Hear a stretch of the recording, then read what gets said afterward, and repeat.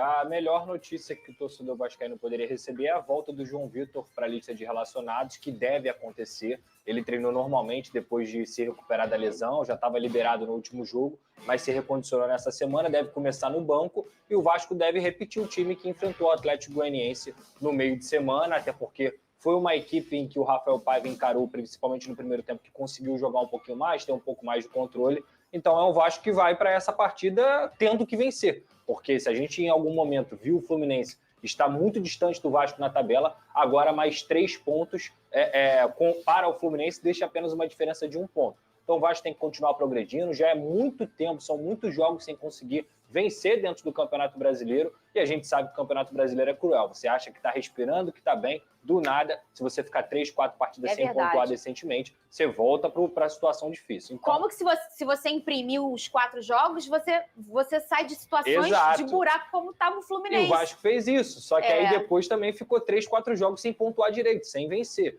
Então eu acho que é o momento do Vasco voltar a vencer para justamente continuar nessa primeira tabela. Eu faço essa leitura também. O Vasco teve esse tempo aí para focar na Copa do Brasil e com toda a razão, né? É o que o Vasco consegue de tocar numa taça, de premiação, de passar de fase, um valor muito bom, né? Mas agora acho que chegou a hora que o alerta está bem aceso para o Vasco da Gama. E pelo lado do Fluminense, o Vene Casagrande, jogo importante para o Flu também, que precisa manter essa sequência boa para sair da zona de rebaixamento. A gente já destacou muito o que o Flu fez e, assim, a gente entende que provavelmente vai sair dessa situação. Essa é a minha leitura, né? Não sei a sua. Mas ele precisa logo sair da zona da degola ali para dar uma respirada, né, Vene? Pois é, o Fluminense fez alguns jogos aí que, de fato, acho que nem o Mano Menezes, nem o torcedor mais otimista do Tricolor imaginava que o Fluminense fosse engatar uma sequência de vitórias tão importante. Sabe o que eles estão falando agora lá em casa? O quê? Com certeza. Eu acreditava sim, Vene. Você que não acreditava. O Tricolor, com certeza. Eu não acreditava. Eu tô te falando o que eles estão falando lá na casa deles. Isso é um fato. E assim, fica o meu elogio ao trabalho do Mano Menezes até o momento no Fluminense, porque, de fato, está me surpreendendo de maneira extremamente positiva. Porque o que ele está conseguindo fazer, embora tenha sido eliminado dentro de casa para o Juventude, isso precisa ser dito, em 2 jogos o Fluminense não venceu o Juventude. Perdeu lá, empatou em casa, mesmo jogando com o time todo titular. Mas não valorizou também, né? Como assim? O jogo de lá, não.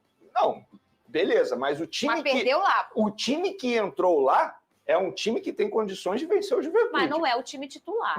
O que eu quero dizer é o seguinte, o Flu foi eliminado, sim, mas também o Flu não valorizou a Copa do Brasil. Não foi algo tipo uma tragédia. Eu discordo. A partir do momento que bota o time todo titular no Maracanã, é porque estava valorizando sim, porque correu atrás. No segundo jogo tentou correr atrás. Sim. Mas no primeiro, a gente até falou aqui, eu falei, caraca, poderia ir com o time titular. Mas, Fernanda, mesmo com o time todo titular no Maracanã, o Fluminense não venceu, isso precisa ser dito. Corte rápido. Empatou em 2-2, mas beleza, saiu perdendo por 2-0. Por um time totalmente limitado, pelo menos na minha concepção, que é o Juventude. É bem montado, né? Mas, é bem montado, mas, por favor, o time titular do Fluminense tem condições de vencer. O problema foi defensivo. Tomou 5 gols em 2 jogos. É isso. E se você for pensar no Brasileirão, o Fluminense não tomou gol. Por isso que ele conseguiu, inclusive, vencer 4 jogos de 1-0, se eu não me engano. Então, assim, o problema do Fluminense foi defensivo, né, nesse confronto aí da Copa do Brasil. E se botou o time titular contra o Juventude, tem que botar agora contra o Vasco da Gama. Provavelmente vai botar, porque é prioridade. Tem que ser o time titular. Ruim para o Fluminense, bom para o Vasco jogou na terça e vai jogar no sábado de noite. O Fluminense se desgastou na quarta-feira e teve que correr até o último minuto porque acreditava no resultado. E tem jogo pela Libertadores na terça, contra o Grêmio. Um jogo extremamente difícil também. Então, mas esse jogo com o Vasco pro Fluminense é muito importante. Para mim, o mais importante, gente, é Campeonato Brasileiro e o Fluminense ainda está na zona de rebaixamento. Isso aí. Tudo bem, ganhou uma sobrevida, de fato vem fazendo bons jogos, mas ainda está na zona de rebaixamento. Se o campeonato acabasse hoje, o Fluminense estaria rebaixado. E o meu segue se preparando e quer manter a boa sequência após a classificação na Copa do Brasil. Fala comigo, Flávio Vini. A eliminação na Copa do Brasil não desanimou os tricolores. No dia seguinte, eles já estavam comprando ingresso para o jogo contra o Vasco. O foco é sair da fase lá do Z4 e continuar seguindo, e o negócio da gente é a Libertadores, cara.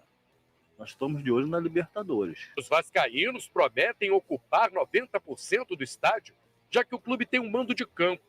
A classificação na Copa do Brasil fez o torcedor sonhar alto na temporada. Lógico, depois daquele sofrimento mais vitorioso, né? Agora é Libertadores, Coutinho, Paes junto, só falta o técnico botar os dois para jogar junto. Aí, meu irmão, é Libertadores, pelo menos isso. Título não tô pensando ainda não, para esse ano não. Só da Copa do Brasil. Só que o palco da partida traz boas recordações aos tricolores. Mesmo, pô. 2 brasileiros aqui.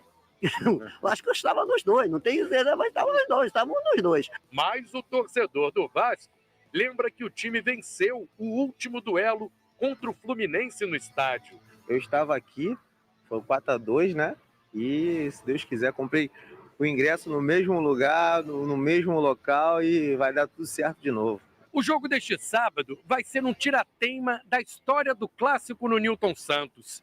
Vasco e Fluminense já se enfrentaram aqui no estádio 16 vezes. São 6 vitórias para cada lado e 4 empates. Quem leva... Tudo bem, bom dia para você, um beijo, Mário, um abraço nos companheiros, Mário Mar e o Breiler Pires. É um clássico muito importante e que vai ser realizado não em São Januário.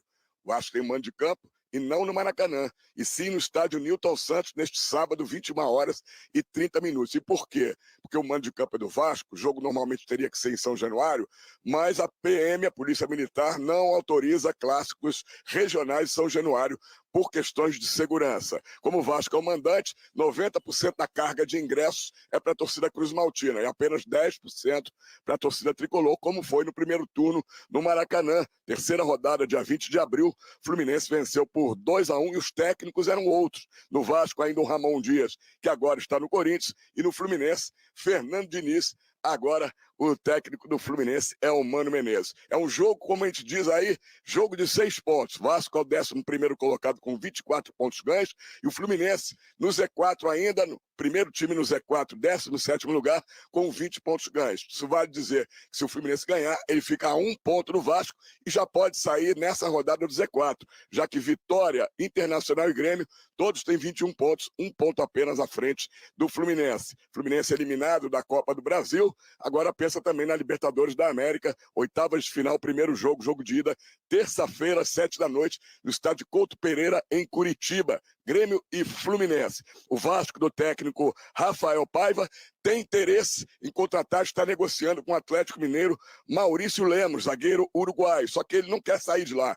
Já não foi para o Corinthians, o Vasco quer um empréstimo sem custos. Lucas Piton, lateral esquerdo, não preocupa, saiu no meio do segundo tempo com um incômodo no último jogo contra o Atlético Goianiense, e a volta vai ficar à disposição no banco. João Vitor, zagueiro, ficando à disposição depois de 40 dias, se recuperando de uma lesão no joelho. E, finalmente, como última notícia, no Fluminense, a grande novidade deve ser Facundo Bernal, volante uruguaio de 20 anos. Ele está regularizado no BID, seu nome saiu lá na CBF, e ele está à disposição, deve ficar no banco ou até começar no lugar do Martinelli, que não vem bem nos últimos jogos. Então, portanto, galera, você conseguiu acompanhar nesse momento as informações no SBT e também na ESPN com o Cícero Melo. Você conseguiu acompanhar sobre o Vasco da Gama enfrentando a equipe do Fluminense.